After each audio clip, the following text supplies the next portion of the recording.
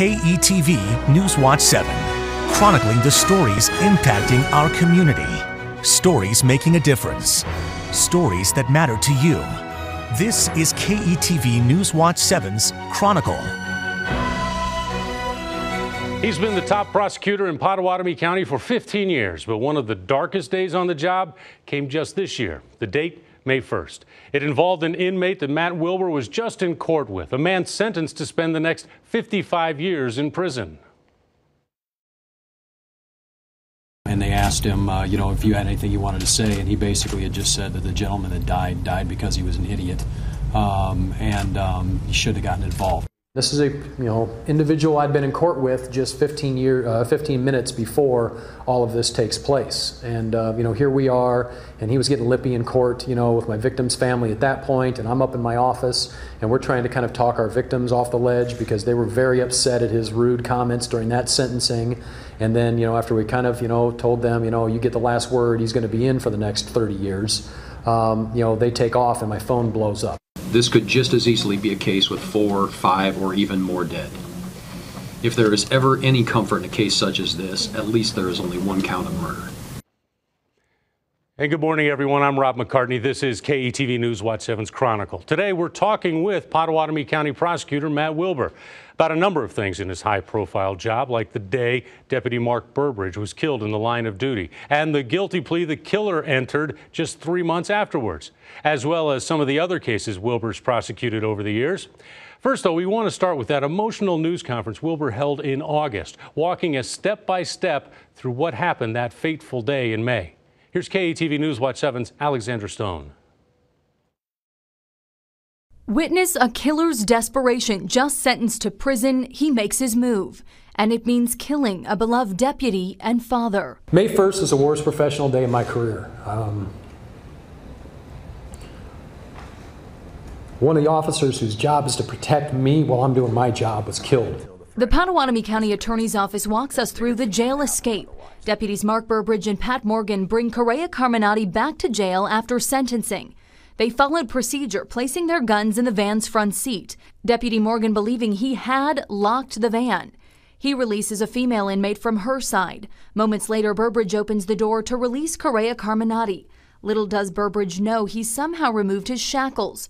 Correa Carminati lunges at Burbridge, stabbing him in the neck and face with sharpened toothbrushes. Morgan runs back to help, but things take a turn. The door opens up. As soon as the door opens up, the deputies, Mark and Pat, know it's not locked, like they thought. So now it becomes a race for the gun. Correa Carminati fatally shoots Burbridge, wounds Morgan, then the gun jams. The county attorney believes that saved Morgan's life. Question that you ask, how do you know the gun's jammed? Well, you know the gun's jammed because he tried to pull the trigger again. From there, Correa Carminati takes the van's keys from Morgan, then floors it out of the sally port. Knowing he has to ditch the van, he targets a driver near the jail, wounding him as well. Then he carjacks a woman, making her ride into Omaha and show him how to drive manual.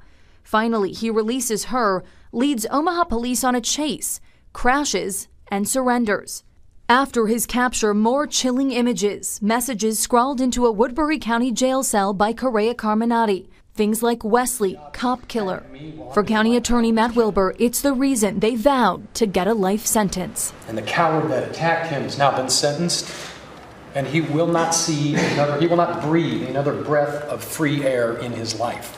And for that, I am thankful. That was Alexander Stone reporting. Among the evidence authorities found in the case, a contraband key that Correa Carminati may have used to unshackle the cuffs, a key he may have been hiding in his hair. Now, Matt Wilbur says it's important to show the evidence for several reasons in order to answer questions, offer some healing, and make sure this never happens again. And joining me now is Matt Wilbur, Pottawatomie County Attorney. So, Matt, thanks for joining us. Rob. First off, walk me through that day, May 1st. It started off just, I hate to say just another day in court because we were obviously there on sentencing on another homicide case. But, it was a guilty plea. We knew that he was going to be spending the next 30 years in prison. It really wasn't anything controversial about the hearing. We just showed up. He pled guilty. We have the sentencing. We talked to the victim's family. And, he was just completely unrepentant. I mean, I've dealt with enough murder cases over the years where I just had sort of prepared the victim's family. Don't expect him to say anything. Usually defendants don't. They're looking at maybe appeal issues. They don't want to admit anything. They almost never say I'm sorry. He went the other way, and he basically had said, the victim in that case is dead because he was an idiot and he got involved in something that was none of his business. And I mean, it's just, I've got a mother that's grieving her dead son, and their family is just, distraught. Right.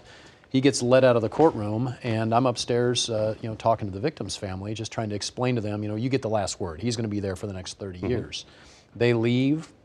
They weren't out of my office probably 2 minutes, and my phone rings. It's one of my assistants saying that there'd been a shooting at the jail, that Correa was loose. They didn't know anything. They believed that we had at least one deputy down. And so at that point, the whole emotion of the day sort of took a bad turn. What went through your head then when you got that call? Number one, the first thing that went through my head, honestly, was safety of my office and safety of the victim's family, because he had just been confrontational with them, and they've left my office. They're outside the courthouse at this time. I got on the first call I made was actually to the victim advocate that was with them. Then she said, I still have the family with me. I said, get them into your office, lock it down.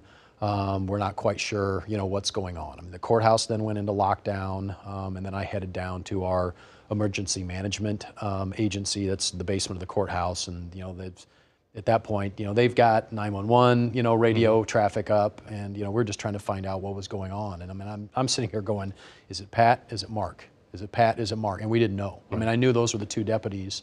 That were with him. We knew somebody was down. I could hear the codes going out over 911, over the comm center traffic. We knew it was bad. I just, at that point, we didn't know which one, if, either of them was hurt. Right, and we're looking at the surveillance video. How long or how soon did you see this surveillance video, and what'd you think? I saw the video of the shooting within probably 2 hours, 3 hours of the shooting. It was tough for me. Probably tougher for me was watching my friends look at it, because it's their coworker and friend as well. I'm watching it with Sheriff Danker, all the detectives, that are involved, investigators, in the case, and just seeing how all that happened. It was, I'm not gonna pretend it was right. I still can't really talk about it greatly. Right. It was a tough day. Emotional moment in court. Burbridge's children addressing Correa Carminati. What went through your head when they were saying that? Did you expect them to say that? And what kind of impact did that have on the court? I don't know that there was much impact on the court, only because I really figured if there was ever a case that the court was going to hammer somebody on sentencing, this was the case. We asked for life plus 50 years on top of the sentence he was already serving, and we got it. I got to be, in one of those ways, I really was just pinching my hand under the table, because I'm trying my best not to lose it in court. That's just, some cases, they talk about prosecutors were cold-hearted, we just, just the facts. This is not one of those cases. I really just did not want to lose it. I wanted to be able to just say my piece, ask for what we needed to ask, and keep it together. And the strength that the kids had in facing him, and saying what they said. I can't imagine the kind of guts that took, but they got through it, and so did I. Yeah, we were very impressed in watching that, their speeches to them, or their comments. Very impressive. As you mentioned, people may think you're cold-hearted, and I know people in law enforcement on both sides of the river who are affected by this. How is your office doing? We're doing it. Thanks, Fran. We're doing okay. I just had to. So just yesterday, it's kind of weird this is coming up. Earlier this week, we had a presentation we had to give to the Iowa State Sheriffs and Deputies Association about this. We gave the kind of the whole state of Iowa sheriffs a debrief on the on this case and what happened, and lessons we've learned, and and played the video, and and just kind of took them through the evidence, because we're really trying at least to use this as a learning experience. Well, what have you learned, and has anything changed? Well, yeah, I know a few things have changed. Number one is I think the jail has changed some of their security procedures as far as like where the guns go. At the time it was lockbox or locked in the front of the van. We now have vans that have video that shows as they're transporting to and from. He'd had 10 or 15 minutes to, to work on his shackles and chains, and, really nobody had a heads up that that was coming. And so, and then also, I mean, honestly, the biggest lesson is, when you're in law enforcement, you just don't ever get to let down your guard. I mean, I think that's the problem is when you transport folks multiple times, you have the same folks, you build what you think is some rapport with, with inmates, and, you never know when that encounter could go the wrong way. And I think that it's tough. People wonder sometimes, I think, why law enforcement officers are acting the way they do. Even they pull you over for a speeding, violation, and they got their hand on their gun, and the window's going down, and they're stepping off the side. They're like, "Why are you treating me like a a common criminal?" Why? Because any of those stops could be a fatal stop, and nobody knows. And the officers that get home at the end of their shift are the ones that treat every single one of those encounters as one that could go bad, and that's bad. I mean, it makes it's tough. You don't want to be jaded and cynical, but you also want to get home to your own families, and I think that maybe is the toughest lesson to learn, is that you can't ever let down your guard. And finally on this, you mentioned family. How is Burbridge's family doing? I haven't had any contact with with the family since since sentencing. So I mean, I don't want to speak for them. I can't imagine. How about that day? I mean, when it happened. I mean, after the sentencing. Well. So honestly, one of the toughest things that we have to deal with the family was over the release of the video and the information. And we met with them. We showed the kids. We wanted to show them everything that was going to come out in public. And I'm not saying that they were real happy that that was going to come out. And I mean, we've got public records laws. I mean, there were certain things we thought we could withhold, and there's a lot of things we just could not. And we tried to explain that to the family. And I said, I want to make sure that anything that's going to go out over the news, that you have an opportunity to see before that happens. And that was pretty emotional, as well. And did they want to see it? Yes and no. Pat Morgan did not want to see it. Right. Mark's family did. And I said, we'll do that. We'll answer whatever questions you may have. And I'm not saying it was easy. And honestly, I think seeing it gave maybe some closure, at least as far as how it happened. But I think also, I'll just be frank, they're irritated that information was going to get out to the public. And we tried to do the best we could with as far as blurring out, Mark's body, and once the shooting when it actually happened. And yet still trying to make sure that we're complying with the law and and getting the the information out. And I think the public, honestly, I think they were entitled to see kind of how it happened as well. I mean, there are some, I would just, I get a lot of cases in our office that most people just don't really care much about.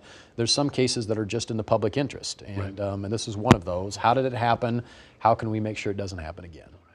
Well, we're going to take a quick break now. When we come back, we're going to talk about another high-profile case that Wilbur has an actual personal connection to. You're watching KETV News Watch 7's Chronicle.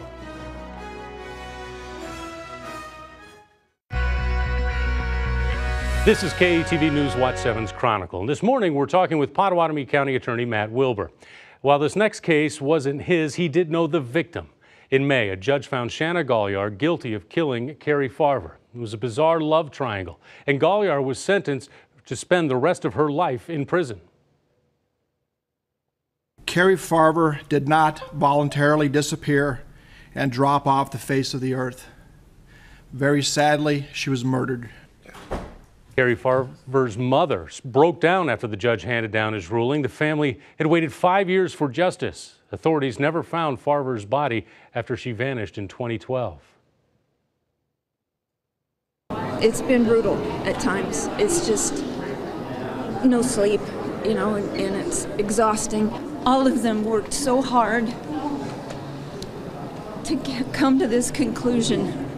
I'm just so thankful. The prosecutor said Galyar pretended to be her victim in texts and emails to Farver's family. Judge also convicted Galyar for second-degree arson. She had set her Omaha home on fire months after Farver disappeared. Also in court for the verdict, others close to the investigation. That includes deputies and officers from Iowa and Nebraska who worked the case from the beginning, like Pottawatomie County Attorney Matt Wilbur. He went to school with Carrie Farver and is good friends with her family. And after the verdict, said he's proud of how hard investigators worked. They can work another 20 years and you will not see as dogged professional police work as you saw in this case. I mean, they just ran every trail to ground. No one person broke this case. We all worked together. And that's what we worked together for, was for today, for Max and Nancy and for Carrie. Detectives from the Omaha Police Department and Pottawatomie County Sheriff's Office testified during the trial. And joining me now again is Pottawatomie County Attorney Matt Wilbur. You went to school with Carrie. What kind of person was she? You know, Carrie was a couple of years younger than me, you know, in school, but she was just a fun-loving, you know, she's just a really nice person, you know, liked to have a good time. You know, we all grew up, you know, I grew up on an acreage outside Macedonia, population 250 people. Okay. So, you know, it's tough to not know anybody, you know, we know everyone there. And, you know, she's just a good person. Surprised when she disappeared, or what'd you think? Yeah, you know, I mean, the funny thing is I got roped in just as much as probably anybody else to the theory that, that Carrie had just, you know, kind of gone off and wanted to be by herself. Mm-hmm. You know, I go to church with, you know, with Carrie's family. Her son Max played basketball with my son, and he played drums in a little church band that I'm, you know, all singing. And so, you know, like I said, I feel like I'm pretty close, you know, to the family as well. And, you know, it did not take long before I really felt like something more than just needing a break, you know, had happened. And about that, I mean, didn't that verdict come down the same month as Deputy Burbridge's case? Yeah. How did you get through that? You know, that's one that initially, so the Shanna Goliar prosecution, that started off as our case. I mean, we thought when Carrie had gone missing that she'd gone missing from her home, you know, in Macedonia. Right. So that it started being worked up as a Pot County case. And as the evidence then, you know, led us to believe that it actually had taken place in Omaha, and, you know, when we kind of did the handoff to the Douglas County Attorney's Office, I mean, a little of it, I don't know, I really wanted that case. I mean, I just admit it. I wanted to be the one to prosecute that case. I wanted it for Carrie. I wanted it for Max. You know, I wanted to be there. And I was a little bit worried, you know, as we were handing it off. I've got to say, Brenda Beadle, Jim Masteller that prosecuted that, they did a phenomenal job. It was complex, involved a lot of digital evidence, you know, tracking, you know, things down on the internet and fake email and fake social media accounts. They just did, the Douglas County Attorney's Office did a spectacular, you know, job. And I felt okay just sitting in the gallery, you know, even though I'm a little bit of a control freak. It was okay, you know, after I saw how they treated the case and how they, you know, they got justice for Carrie, you know, I felt okay with it. Your office deals with a myriad of issues. Let's talk about the opioid and fentanyl epidemic right now. What kind of impact that had on your office? Well, we had one issue in Council Bluffs here, just a few months back, where we had like 4 overdoses in one night, which is a bad batch of fentanyl. This is something that we have seen coming for years. We know it's on the way. You know, we've seen kind of the heroin problem moving from the East Coast as it's kind of tracking back toward the Midwest. It scares the hell out of us. I mean, I'll be honest. Sure.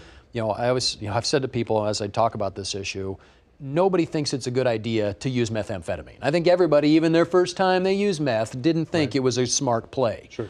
Opioids are different because a lot of folks are getting addicted because of legitimate medical issues. They go in, they get a knee replacement, or they got a back issue, and they get themselves, a doctor prescribes them, you know, Percocet or Vicodin or, you know, whatever, you know, there happen to be. You know, and the next thing you know, 2-3 weeks later, and they're having trouble getting off those pills. And then 2 years later, their lives are destroyed, they're addicted, they're finding themselves, you know, pill seeking, they're finding themselves forging prescriptions. You know, folks that you wouldn't necessarily think of being involved in the drug, you know, culture, you know, are finding their lives destroyed. And that's got to be tough to prosecute. I mean, if you're looking and say, hey, just a year ago you were a law-abiding, upstanding citizen, and now I've got to throw the book at you. Absolutely. I mean, we've seen, you know, nurses lose their licenses. You know, they start forging, you know, prescriptions. You know, teachers, lawyers, you know, farmers. I mean, these are not, you know, folks. I mean, I think people, you know, tend to want to. I mean, it depends. Those of us that are dealing with addiction, you know, kind of understand that, you know, you may have made some bad choices at first, and now you really don't have any choices. You know, opioids, I think, are a little different. And I mean, if nothing else, I think we're starting to get maybe a little more sympathetic ear from the general public, because they can see how it could have been their daughter or their sister or their uncle, you know, that got themselves, you know, hooked. We've just got a couple seconds left. I want to ask you, mental health, that's a huge issue for you, and I know it's tough to compress it. What's the answer? Well, I mean, number one, we need more inpatient beds. You know, we've seen state funding cut, year after year for mental health treatment. And so many of the folks that I deal with are struggling with mental health issues of their own. Probably 2/3 of our prison population has a mental illness diagnosis. And, we really, I'm looking to get less business. Most businesses, they're looking for more customers. Sure. I would like less. And in mental health, I think that's an area where if we could adequately treat people that are dealing with serious mental illness, then that would give my office a lot less work. Funding's the answer then? Maybe? Well, funding is definitely, access to treatment. Talking your kids into going to med school and becoming psychiatrists. We're really having a shortage of counselors and therapists, as well. It's really a capacity issue. We just don't have it. We need more facilities, we need more treatment providers, we need more funding, because, honestly, it's a lot cheaper to treat a patient than it is to put them in prison. All right. Well, we're going to be right back with a different side of Matt Wilbur. All right, take a good look at this photo. That is Pottawatomie County Attorney Matt Wilbur and musician Paul Hart posing for their band Price of One. Matt's on the left. You can tell, maybe, it was several years ago, and Matt, that was not meant as any kind of slight whatsoever. Yeah, a little more gray. A little more. I understand that, my brother. So we were speaking with Matt Wilbur this morning, and you still sing? I still do. Actually, I'll be singing later today at church. It's our Praise Sunday, so right. It's every second Sunday of the month we sing at church. So I assume it's Christian, Christian rock? Yeah, usually on the second Sundays. We'll kind of do some acoustic stuff as well. Paul is actually the band director at Tri-Center High School in Southwest Iowa, and we've known each other since we were little kids. He's the phenomenal musician. I just really kind of play around and sing. But been doing it now for, I think it started in 2000, so 17 years, longer than I've been county attorney. Can we find you on YouTube or anything? There probably is. I know some of our songs are actually on iTunes. Believe it or not, our nice. church praise team put out a CD, sold a couple hundred, mostly just to our congregation. Nice. I'm not going to probably quit my day job. And speaking of your day job, you were elected in 2002, and then 2010, 2014. Are you keeping the streak alive in 2018? Yeah, that is the plan. I guess this will probably be my first time saying that, but I do plan on running for re-election in 2018. So didn't probably anticipate back in 2002 that I'd be doing this, 15 years later. I love the job. It's depressing at times, but it's the most rewarding work I've ever had. How's your family with that decision? Or have you told them? Yeah, no, that's definitely, they're, I think, excited as well. I'm not saying that there's an amount of stress, obviously, that goes with the job, but I love what I do. I can't imagine doing anything else, and if I'm lucky enough to have the voters give me another shot, then I'll keep at it for another 4 years. You said you love what you do. What's the favorite part? I would say my favorite and the worst are the same, and that's dealing with victims. It's tough to be professionally distanced, from victims when you're dealing with cases, but being able to sit down with a victim's family and help them. I can't bring back loved ones. I can't undo abuse maybe that took place, but the thought of sitting down and letting them understand that that they were heard, and hopefully that they got a measure of justice to help them get some closure. I'm still a little bit of a softie about those. That's it's tough, but it's still my favorite part of the job is just being able to help victims and hopefully let them know that the world hopefully is for them a little safer place. It's the compassionate side of Matt Wilbur, and that's the reason you sing at church. That's right. So I appreciate you coming in this right. morning and talking about it, and best of luck to the future. I hope you don't have too many cases, and as you say, I hope you get yourself out of business for the right reason. So Matt, thank you. Thanks, Rob. You bet. Well, you're watching KETV News Watch 7's Chronicle, and this morning we talked with County Attorney Matt Wilbur. If you missed any part of the show, make sure you can watch it right now online. If you got anything you want to say about the show, go ahead, send us an email, news@ketv.com. I'm Rob McCartney. Thanks for watching. We're going to see you back here next Sunday morning for KETV News Watch 7's Chronicle.